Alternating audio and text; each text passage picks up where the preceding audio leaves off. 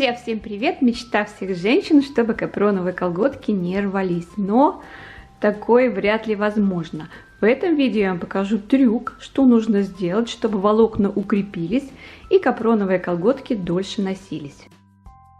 Не забудьте сразу подписаться на канал и нажать на колокольчик, чтобы быть всегда в курсе новых интересных видео.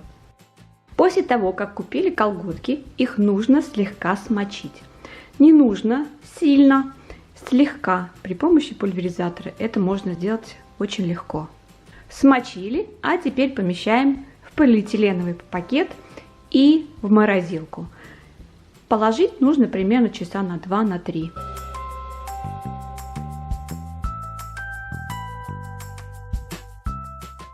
После того, как колготки заморозились, мы их вытаскиваем, и нужно, чтобы они разморозились и естественным образом высохли.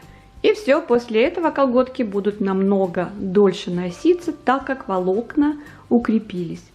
Напишите, пожалуйста, под видео, вы пробовали этот трюк и как он вам?